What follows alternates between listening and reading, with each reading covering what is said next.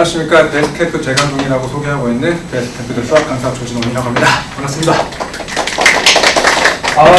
역시나 딱 이렇게 어머니들 앞에서는 항상 이제 심장이 또 바운스가 되고 있는데, 이제 잠깐 이제 홍보가 살짝 강한 직경 이제 조금 이런저런 얘기를 좀 할게요. 뭐 별건 아니고요.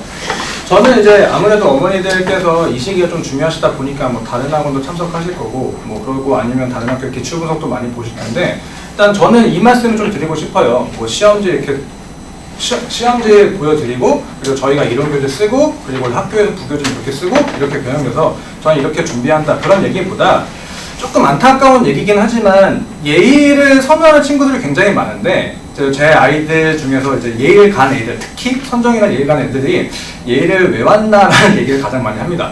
근데 그 이유 중에 하나가 아무래도 수학 때문이거든요. 이제 수학이라는 과목이 뭐 국어 영어 좀 특색이 좀 다른 게, 수학 같은 경우는 잘해야 됩니다.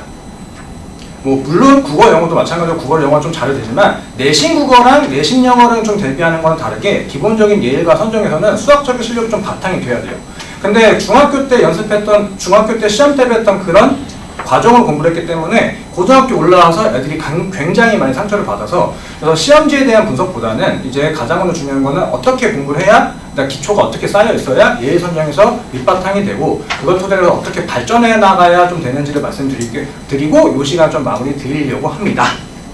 네. 그래서 수학 공부에 대해서 가장 기본적인 것들 좀 먼저 말씀드리면은, 뭐 아시다시피 개념이 제일 중요하죠. 그리고 그 개념을 밑바탕으로 해가지고 기본 문제를 좀 많이 풀어보고, 그 기본 문제를 바탕을 토대로 해가지고 고난도 문제를 정복하면서 이제 시험 대비가 마무리가 되고 본인의 수학 실력을 향상을 좀 하는데, 근데 뭐 다들 아시다시피 수학 공부에서 제일 중요한 게 뭘까요? 네, 바로 개념이죠. 자, 근데 개념 공부를 열심히 한다는 건 잘 알고 계실 거예요. 근데 좀 질문을 바꿔서 한번 말씀드리고 싶은데, 대체 개념 공부는 뭘까요? 역시나 예상했던 반응입니다.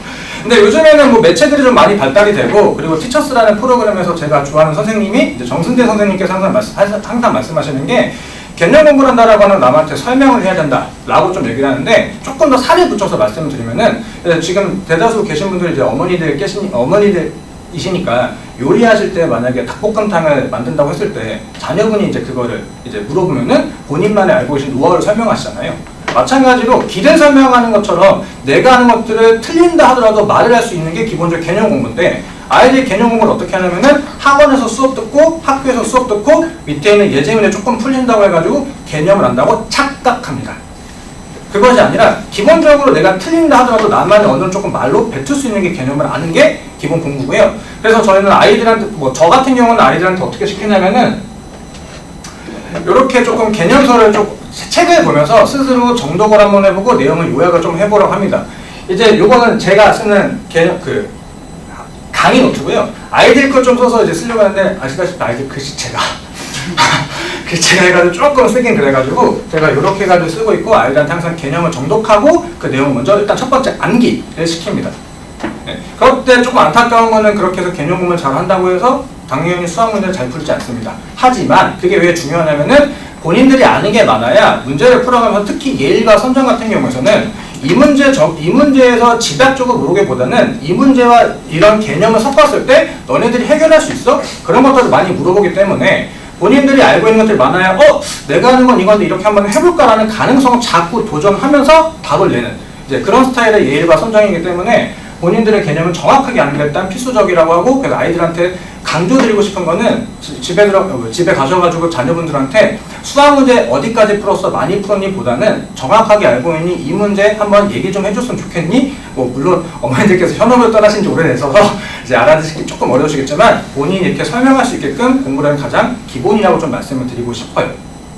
그럼 그 밑바탕을 토대로 해가지고 예일이 조금 어떻게 시험 스타일이 나오는지 말씀을 드릴 텐데, 대다수 학교 같은 경우는 가장 기초적인 문제는 이제 기본 내용은 숫자를 변경하는 거죠. 교과서를 밑바탕 숫자를 변경하는 거고, 그리고 거기 조금 확장되는 게 개념을 이해하고 거기서 살짝 변형된 것들을 물어보고 있는지를 주로 물어봅니다.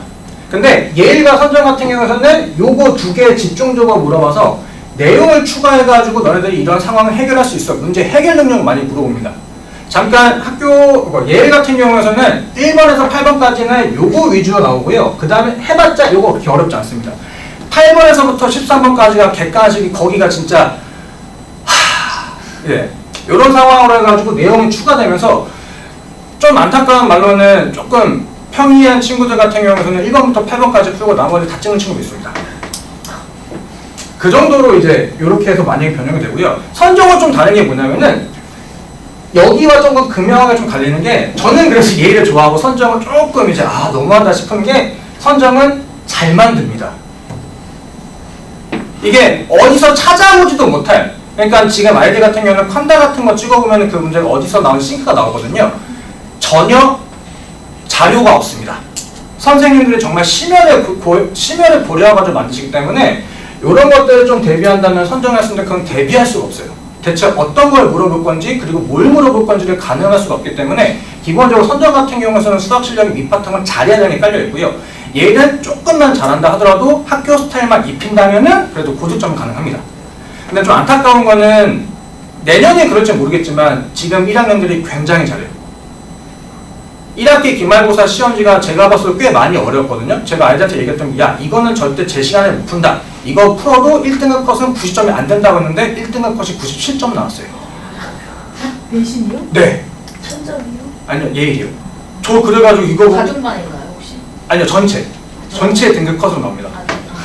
1등급 컷이 97점이 나와가지고 이게 조금 이제 요즘 지금 1학년들 너무 좀 잘하는데, 이제 그렇다 보니까 이게 어떤 말씀을 드리고 싶으냐면은 조금 이제 잘한다는 여자애들은 다 예의를 선호하거든요. 근데 그런 아이들 조금 작년 같은 경우는 인원도 이제 많지 않았기 때문에 다 집약적으로 몰려서 이제 그런 상황이 된 것 같아요.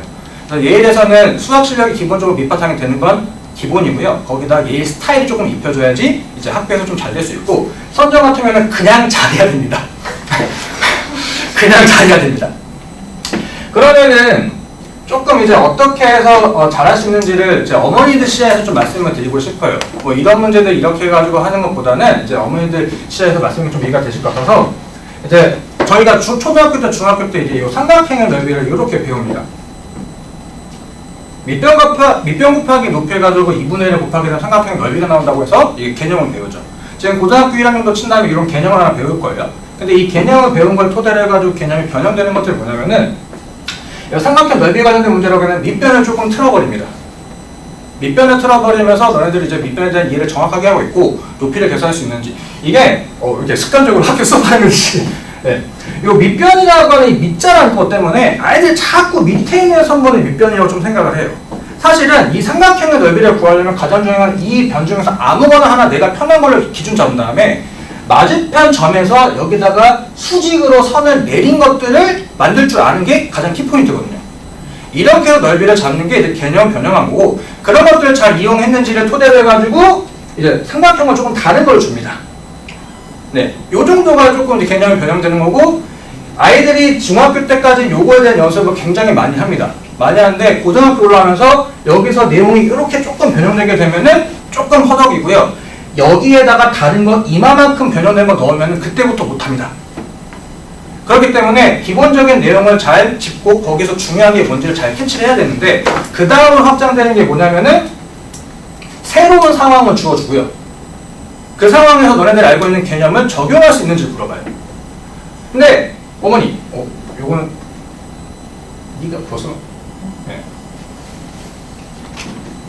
밑변 곱하기 높이라는 걸 토대로 해서 삼각형 넓이가 결정되는 거기 때문에 사실 요 파란 색깔 삼각형, 검은 색깔 삼각형, 빨간 색깔 삼각형은 넓이가 다 같습니다. 네.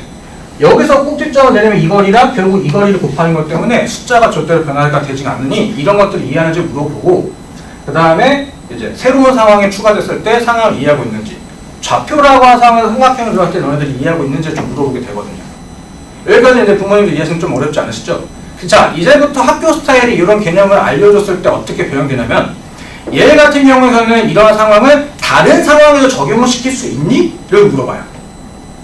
얘 선정도 마찬가지로 그 정도는 기본적으로 물어봅니다. 예를 들어서 어떤 거냐면은, 실제로 고등학교 1학년 때 나오는 이제 기출문제 중에 하나인데요. 원이 이렇게 있고 빨간 색깔 점이 이렇게 돌고 있어요. 이렇게 돌고 있고, 그리고 여기는 가만히 있는 점입니다. 이렇게 했을 때 이렇게 삼각형을 만들었을 때 넓이가 가장 클 때가 얼마냐, 가장 작을 때가 얼마인지 좀 물어보게 돼요. 그러면 단순하게 생각하게 되면 밑변 곱하기 높이가 저희가 중학교 때 배웠던 거니까 밑변을 찾고 높이를 찾으면 되는데, 아이들은 그렇게 보지 않고 맨날 학원에서 수업 듣다 보니까 어떻게 하면 이거 답을 내는지 집중을 합니다. 아까 말씀드렸다시피 개념을 디테일하게 삼각형 넓이는 밑변 곱하기 높이인데 밑변을 어떻게 잡지면은 어차피 밑변 3개밖에 없어요. 이거냐 이거냐죠. 맞죠? 근데 어머니 당연하게 보시다시피 얘가 움직이면은 이 변의 길이가 다 바뀌겠죠. 그러면 좀 순간적으로 짜증이 확 네. 그러면 누가 봐도 움직이지 않는 변은 얘가 밑변이 되겠죠. 그러면 이제 거기서 넓이의 최대값이 뭐겠습니까? 높이가 제일 클 때. 이제 이거를 어떻게 찾냐를 배우는 게 고등학교 과정인 거죠. 그러면 최소값은 뭐겠습니까, 어머니? 밑변이 제일 높이가 제일 작을 때. 어떻게 하면 저걸 찾겠냐를 좀 공부를 해야 되는 거죠. 근데 아이들은 대다수가 이렇게 해서 어떻게 하면 답을 내는지 이 풀이를 외우고 문제를 풀다 보니까 특히 예일이나 선정 같은 경우는 이 과정을 정확하게 이해하지 않고 그냥 문제를 외워서 풀면은 안타깝게도 가슴이 쓰리면서 부모님은 이제 어떡하니 우리가 공부가 길이 아닌 이런 얘기를 좀 하실 수 있어서 정확하게 풀이 과정에 대한 이해와 왜 저렇게 해야 되는지를 알고 있어야 예일의 선정에서 안타깝지만 그래야 3등급이 됩니다. 다른 학교 같은 경우에는 2등급까지는 좀 될 수 있어도 예일과 선정에서는 그래야 3등급의 기본값으로 깔릴 수가 있기 때문에 문제를 외워서 풀기보다는 정확한 이해와 왜 저렇게 접근해야 되는지를 알고 있어야 됩니다.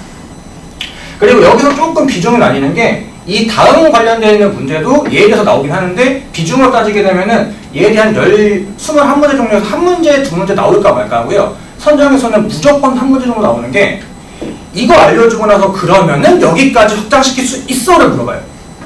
얘기가 좀 다른 게 얘 같은 경우는 이 상황을 여기다 적용시켜볼 수 있니? 좀 새로운 환경인데 적용시켜볼 수 있어? 기본적으로 내용을 알고 있으면 뭔가 만들 수 있을 텐데 그 다음 내용에서는 전혀 그냥 이거 하나 알려주고 이렇게까지 생각까지 한번 해봐 라는 유의 문제가 조금 나와요.